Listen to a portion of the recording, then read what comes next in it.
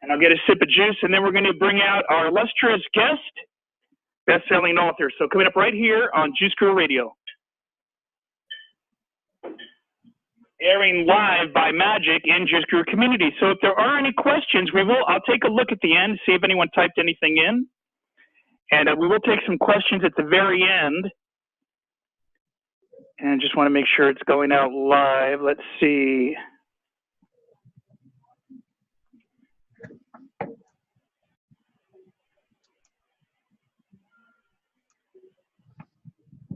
So much technology. We just want to make sure everything's right.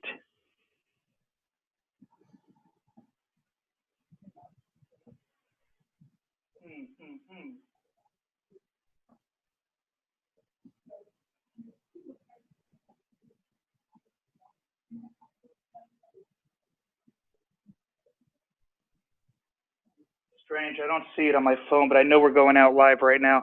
If you're in the community and you're able to see us, go ahead and type in, I can see this, and we're going to make sure that you guys are getting a good view here of this awesome interview we've got coming up with Chef Sroufe right here on Juice Guru Radio.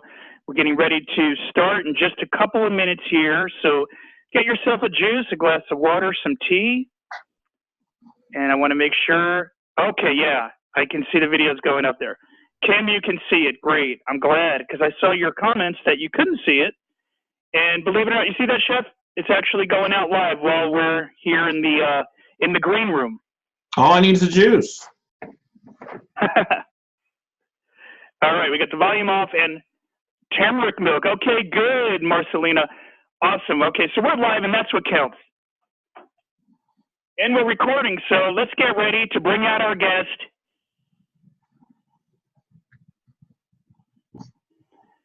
And on the countdown of 5, 4, 3, 2, 1, we're going live. And again, if you're watching on Facebook or on Juice Crew Academy, we're going to take your questions at the end. You'll be able to type them in.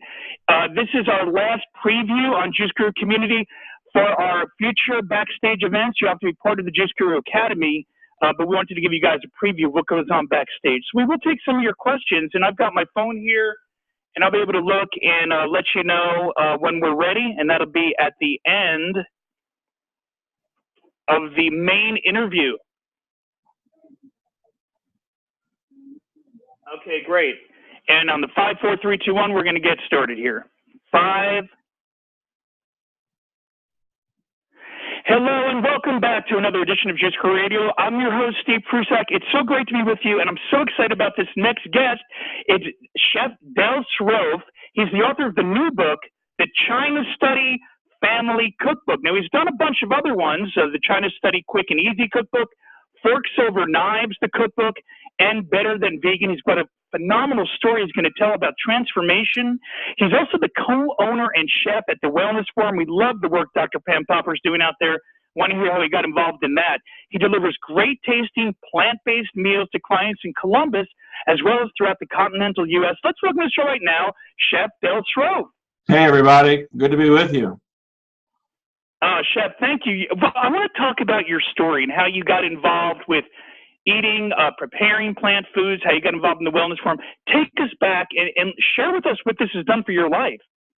Well, you know, it's interesting. I've been cooking in vegetarian and vegan kitchens for almost 30 years and opened my own bakery in 1997. Some 20 years ago, I opened a vegan bakery, and after opening the vegan bakery, proceeded to gain 200 pounds, topping out at close to 500 pounds, and that's on a vegan diet. So if you're wondering out there in the world, yes, you can eat an unhealthy vegan diet. And it wasn't until I came to the Wellness Forum as a client that I learned to change my way of thinking about food and to really understand what it meant to be eating whole foods, eat a low-fat, plant-based diet, and a lot of other things. Weight loss for people like me who are chronic dieters, binge eaters, starvation eaters is a very complicated picture, but the essence of it is you have to learn that it's eating to fuel the body that actually also fuels weight loss. And that's what I've learned here at Wellness Forum Foods. And it's been quite a journey. I've lost over 200 pounds, the 200 pounds that I put on, and I'm slowly regaining my health and learning to change my my mental relationship with food as well as my physical relationship, and it gets better every day. Amazing, because most people think if they're going to eat plant foods that they're automatically going to get healthier. And what was the case? Was it that you were making the wrong choices? Where do you think you went down the wrong track? Well, let's talk about the least healthy foods that you can eat, which are processed foods. So too much oil, too much white flour, too much sugar, and anything that you can make from those. Foods like even beer, it can be done in excess and perfectly vegan food. But too much of those foods, and then couple that with starvation dieting. So you go from this extreme of not eating, and then when you do eat, eating the wrong fuel for the body. And so, of course, it has consequences. The body's in this starvation mode, and it stays there until you learn to change your relationship with food. And that's what happened to me. So let's talk about some of the physical and mental health benefits of eating more of a plant-based diet. Well, the first thing that you notice, when I first started eating this way, the first thing that I noticed was a change in energy, and not just physical energy, but the mental energy. Consuming sugar changes your ability to think. It inhibits your ability to think clearly, and it doesn't take a lot of sugar to make that happen. So, getting rid of all of those foods and then actually learning to eat whole foods, it was kind of life-changing. I mean, it was for the first time in years that I was able to get back into the gym and to start exercising and to work long hours without, having to take breaks every hour to go to sleep. So it was liberating, and it still is a liberating process, and a journey that I'm glad to still be on. Well, the new book here is the China Study Family Cookbook. So you're tied in with Dr. T. Colin Campbell, the work him and his son are doing. How did you get involved with them and the line of books you're doing with them, Forks Over Knives, all these other great organizations? Well, it started with the Forks Over Knives book, actually. I became a partner here at Wellness Forum Health 11 years ago now, shortly after I started my own health journey. And a few years after that, Dr. Popper was out in Los Angeles speaking at a conference, and Brian Wendell, the executive producer of Forks Over Knives, was there to interview Dr. Campbell about this documentary, Forks Over Knives. So he interviewed Dr. Campbell, he heard Dr. Popper speak, liked the way that what she had to say, asked if he could interview her. She invited him back to Columbus. He came here with a film crew, and we fed him for 3 days, and of course he fell in love with the food. And that was the beginning of the journey. Next thing I know, they asked me if I could prepare a meal for the crew in the movie, and they would show it at the end of the movie. So that last scene that you see is my cooking. And then some months after that, they asked if I could contribute recipes to the first companion book. And a year or two later, Brian comes back to me and asked if I would be interested in contributing to Forks Over Knives, the cookbook. And that was that.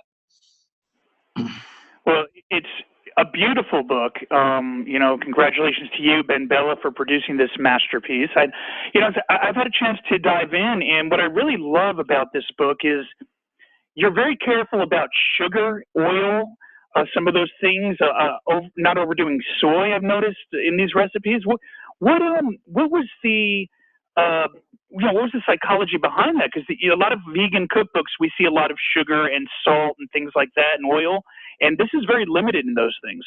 Well, as I've learned from my own experience, the closer you get to whole foods, the healthier you'll be. And having learned that and watching that in action here at Wellness Forum Health, we work with a lot of people who come to us with any number of chronic conditions, and you can do some good adopting just a vegan diet. But if you really want to achieve optimal health, in a lot of cases, if you really want to reverse disease, you've got to go all the way. You've got to really limit your consumption of some of those foods that make us sick. And then the soy thing, I'm sensitive to soy. I don't have much of an issue with soy. The big issue with me and soy is tofu, for example, gets 50% of its calories from fat. So it's not a low-calorie food. So I think that you just want to limit your consumption of it. And so I do. and I find other ways to do it, using cauliflower as a puree to make sauces, or even potatoes to make cheese sauces and things like that. And then those are ingredients that we all have. It's easy to find the potatoes in the grocery store, and darn are they cheap. They're cheap, right? So you can buy a 10-pound bag of potatoes for $1.99 and make a lot of good food out of that. So what are some of your tips to transition for people who are listening that, okay, I want to start eating more plant-based? What are some of your tips for us to start transitioning in that direction? It depends on, and I talk about this in the book a lot. Some families adopt this, like the Campbell family was all in when they adopted the plant-based diet. The grandparents, T. Colin Campbell, his children, and all of their children eat a plant-based diet. But not every family is like that. And so you kind of have to negotiate your own family in some kind of way. And I think one of the things that you want to do is to look at how you're eating now. And then, for example, if you're a family that likes stir fry, you can make a healthy stir fry, right? If you're a family that eats soups, or if you're a family that eats lots of sandwiches, you can find healthier versions of all of those foods. And I think that's what you have to do is look for the familiar. You don't have to go out and buy the most exotic ingredients in the world to eat healthy. You have to eat from 4 basic food groups. Bean, grains, fruits, and vegetables are the primary food groups for eating this way. And if you start there, you can't go wrong. Limit your fat consumption and stay away from the processed foods. Other than that, it can be tacos, and it can be pizza, and it can be sandwiches and soups and sloppy joes. There's a recipe for sloppy joes in there. There's a recipe for grilled cheese in there that's made from potatoes from Whole Foods. So it's all accessible and all doable. We just look at different ways to do it. What are some of the ways that you help to plantify the classic family favorites? Well, one of my favorite concoctions, and I found a version online. I was looking online one day and I saw that everybody wants cheese. We are a nation that loves our cheese, and even in the whole food world and in plant world and vegan world, we're finding like all kinds of cheeses that we want to eat. And there's a lot of them that are really high fat and unhealthy. They're way, way too high in fat. Everybody's throwing in coconut oil on top of all of this to get these cheeses. So I found this cheese recipe made from potatoes. Potatoes and carrots and onions and a few other ingredients, but then I had a half a cup of oil. A tablespoon of oil is 128 calories and 14 grams of fat, and it is pure oil and it's pure fat, and it goes right to the hips when you consume it. So I was like, let's get the oil out of there and see if we can't make a cheese sauce that's not only healthy but flavorful. And we did, and then we find different ways to make it. So I make quesadillas, and I make the grilled cheese. I make a pizza out of it, and all of those things are familiar foods for people, and I think that's the key to getting them in there is showing them that the foods that they like can be made this way. Well, I also love your creative way of dealing with hot dogs. Do you want to share what you did there? Okay, apparently this carrot dog thing has been around for 30 years. 30 years and no one told me, right? I've been in vegetarian and vegan kitchens for 30 years and I never saw a carrot hot dog until it was maybe 2 years ago. I'm looking on the internet and trolling around and looking at recipes and going, what the heck is a carrot dog, right?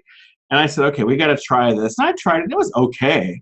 But I said, you know what? I bet I can make a better carrot dog. And that's what I set out to do. So it literally is a carrot. It's been cooked and then marinated, and I went and looked up hot dog spices and then used those to marinate my hot dog and then grilled it, and man, what a hit. I still am surprised that people are like, this is the best thing. This is the best thing, because it gets them away from another processed food. Carrots. Love it. That are watching, you're going to have to get the book to check that out. It is in the new book, Chef Del Sroufe's The China Study Family Cookbook, and we highly recommend it. It's amazing. Chef, what about some tips for getting our kids to eat healthier, like healthy lunchbox recipes, things like that? Well, I listen to Dr. Popper say this a lot.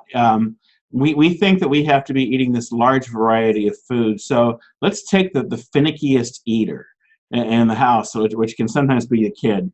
And if you can find one healthy food that they'll eat, go for it, right? And we know this because the Okinawans, who are the longest living people on the planet, get 75% of their calories from sweet potatoes.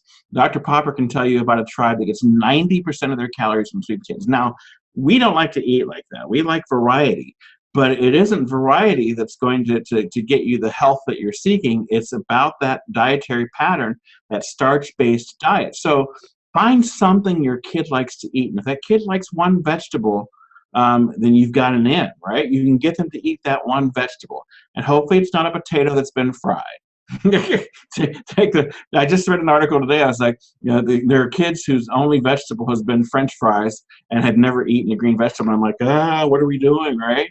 So find something that they'll like, and then make them a part of the process in the kitchen, right? Let's let them go to the store and learn to pick out vegetables and say, hey, do you want to try this and do you want to try that? And then ultimately they get them into the kitchen cooking. We talk about that a lot in the book. Is if you can get a kid into I was cooking when I was 8 years old. So if you can get kids into the kitchen, I have nieces that have cooked with me since they were 4 years old. They cook still to this day, and I think it's all a part of the process of taking young people and making them into good, healthy adults. And it's just by letting them be a part of it all. Love it. And so what about traveling, though? People will say, I can't stay the course when I'm traveling. There's nothing healthy to eat. What kind of tips do you have for that? Well, I don't. It's not always about perfection. If you're on a really, really strict diet, then you're gonna have to figure some things out. Sometimes it's not about perfection. And here's what I mean is sometimes if I go to like a Chipotle's, the brown rice is going to have a little bit of oil in it, and I'm going to make the best out of the situation that I can. When I can, though, I'm going to go find a salad that I can get without all the cheese and meat on it, and find some kind of low-fat dressing. Sometimes that means if I can just get red wine vinegar or a squeeze of lemon and some salt and pepper, I'm doing really well. So you look for those kinds of options. You change your way of thinking a little bit, and then I think that it's getting easier than it used to be to eat healthier on the road. Airport foods, I find fresh fruit everywhere I go. I'm finding these places that make these either Mexican bowls or these Mediterranean bowls where you can get brown rice and things like that. Everybody's got a veggie burger. So you do the best with what you find, and then you get back home and you pile on the vegetables to get cleansed out again, right? Love it. And what about tips for blended families? What if, the whole house isn't eating this way, or we have family members that are resistant? What are some of your tips for that? Well, I think one of the things to do is after you've learned to stop trying to force your way of thinking on them, there's a couple of things you can do. Is taking a lot of the dishes that you'll see, like even in my cookbook, these are dishes that most people consider side dishes, right? What we look at as the entree, they look at the side dishes. So you might take and cook some of these side dishes, then add chicken to them for the meat eater in the house. Right? So you don't have to go and reinvent the wheel every meal. You don't want to become a line cook and trying to please everybody, but you find some central focus, and then you make what little changes you need to make for people. Another thing that I think is fun is to create things like the in-home salad bar is one of the recipes in the book, where you give everybody a choice of the things that they want to put onto their own salad. So for the meat eater, they might have their grilled chicken cut up and to put on there. For the kid who hates beans, they'll make their salad without the beans. You can do the same thing with taco night. You can do the same thing with make your own pizza night. So it's about getting everybody involved so that you're not doing all the work and becoming this sort of exhausted line cooking for 8 different meals every night. Now, how can our viewers or listeners get a hold of you? What's the best place? I know you're over at the Wellness Forum. What's your website? Yeah, I'm at Wellness Forum, and our website is wellnessforumhealth.com, but you can also reach me at chefdelsroufe.com. So either place. And I'm on Facebook. If you look up Del Sroufe, you'll find me, and I'm always willing to say hi and looking forward to doing so. Great, Chef. So we can take some questions. Anyone who's tuning in at juicegurutribe.com over on Facebook, that's our community. We'll take some questions. You go ahead and type them in the box here. I'm with you, and I'm looking at this right now. So any questions for Chef, and we're going to get to them, and that's great. And Chef, so what are your plans for the future? What do you guys have going on over at the Wellness Forum, and where are you going with this message? Well, we have a school, Wellness Forum Institute for Health Studies, which actually seeks to create the next generation of healthcare providers. And we do that in a couple of different ways. We have our diet and lifestyle intervention program, which takes people who are already in the field practicing some kind of healthcare, whether it's doctors, nurses, or dietitians, and then shows them how to incorporate what we call informed decision making. So this whole look at diet and lifestyle medicine as a way of curing chronic disease. So we have that. We have a four-year program, which in a few years will be certified through the state as a degree-granting program in health studies and using the protocols that we talk about here. So that's a big part of our goal. But a couple of the secret things that we're talking about doing is we would like to create our own insurance cooperatives to get people out of this crazy mill of unhealthy medicine. In other words, because of the way that it's all set up, and Dr. Popper can explain it far better than I do, we're locked into this. When I sign up for insurance, I'm almost immediately getting emails and phone calls about getting this test done and that test done, and you need this medication at your age and all of this. And I know that I don't want to go anywhere near it, right? I don't want to go anywhere near it. So we want people to be on an insurance that rewards them for being healthy and for the healthy choices they make, and not locks them into an unhealthy lifestyle pattern. So that's a few things that we're talking about doing. We're always out there trying to figure out what's going to work to bring people on board and to keep it interesting and educational for people. Yeah, you guys have been doing great work over there. I was a big fan of Pam Popper from way back, Dr. Pam Popper over there too. And I see we've got from the Just Career Academy, Bob has made his way in. Bob, how are you? Did you have a question here for Chef? Oh, I don't hear you, Bob. Let me see if I could unmute. All right, we got you now?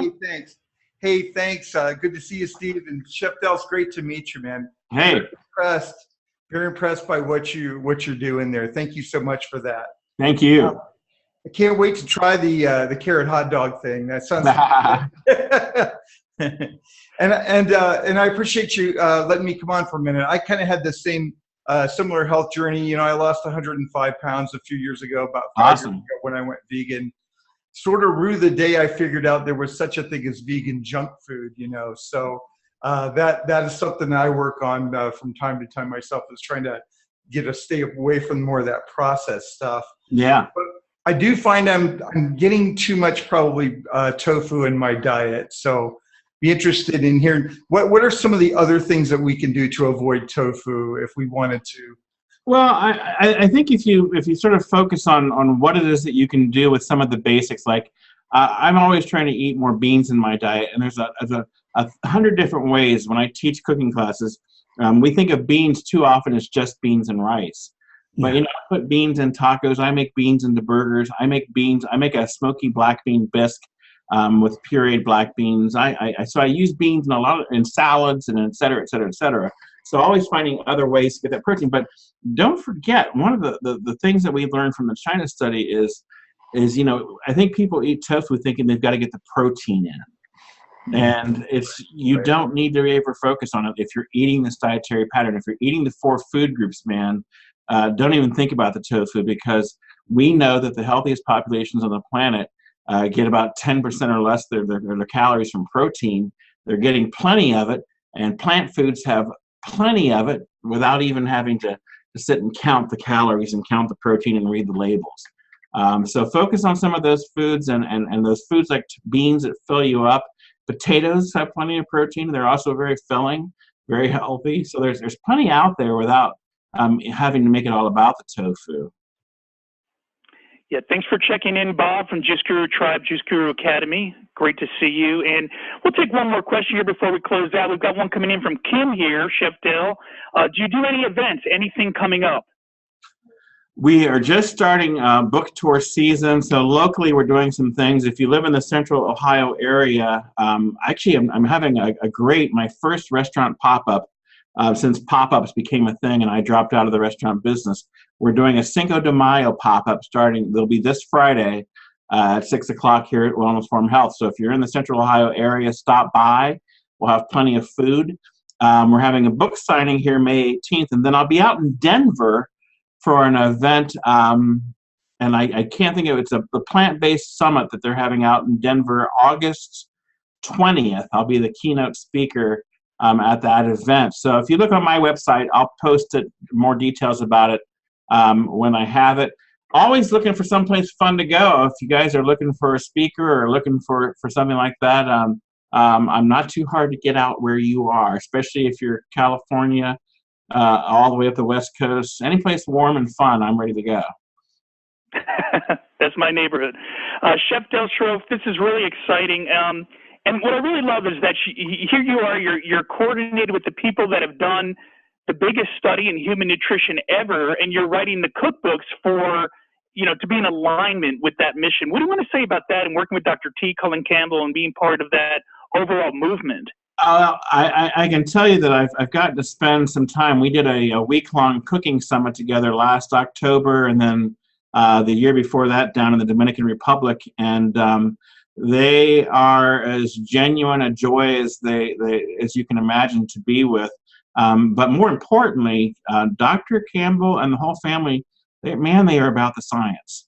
I mean, if you're ever in doubt about what we're talking about here is real, this is science, man. This is hardcore research, and he lives for that. He lives for that science and finding the truth and bringing it to people. But on top of that, they're the nicest people that you can imagine. And I feel very blessed and lucky to have been a part of and to have been asked by our mutual publisher to help them write these books, because they've been a joy to work with as well. Chef Del Sroufe, the book, the new one, The China Study Family Cookbook, 100 recipes to bring your family to the plant-based table right here on Juice Crew Radio. Chef Del Sroufe, thank you. Thank you for being here. We welcome you back in the future. Great connecting with you. Look forward to it. Thank you. I'm Steve Prusak, and thank you for tuning in. Thank you for viewing if you're in the community, and we'll see you next time.